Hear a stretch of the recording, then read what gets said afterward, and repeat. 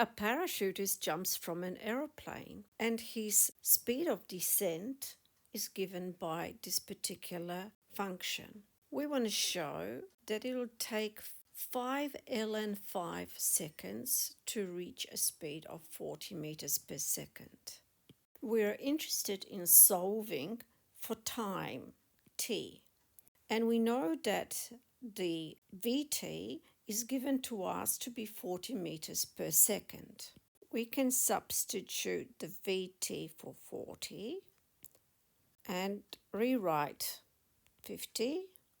I'm highlighting t because this is what we're trying to find out, not the e. E is just a number.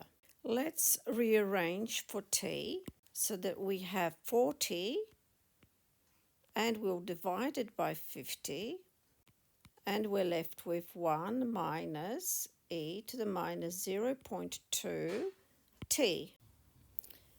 And we end up with 4 over 5 is equal to 1 minus e 0.02 t. Because I'm rearranging for t, I've got t here. I will want to move it to the left-hand side of my equation. It will also help if I move the 4/5 to the right-hand side of the equation. Moving e to the left-hand side means I have dispensed with that negative sign in front of it. And moving the 4/5 means I have to take it away from 1. 1 take away 4/5 means we have 1/5.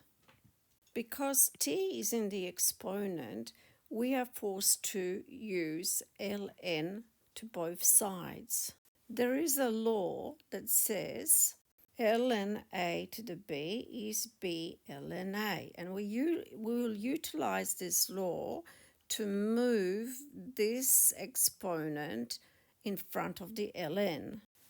There is another law that we should use, and that is that ln e is equal to 1. So this ln e will become 1, and before I finish writing this, I'd not want to remind you that 1/5 can be written as 5 to the negative 1. And using that above law here of ln a b to the b equals b ln a, we could do the same thing to this side of the equation. Now remember, our answer needs to be 5 ln 5. So far so good. We do have ln 5 over here. We can multiply both sides by a negative and make this into a positive and this side into a positive. And now by rearranging, we have ln 5 divided by 0.2. So you might ask, how is that 5 ln 5? Well, let me remind you that if I have 1 over 0.2, that is the same thing as 5. So if you saw this as 1 over 0.2 ln 5, you would be able to change that 1 over 0.2 and say that is my 5 ln 5. So I hope you found this helpful.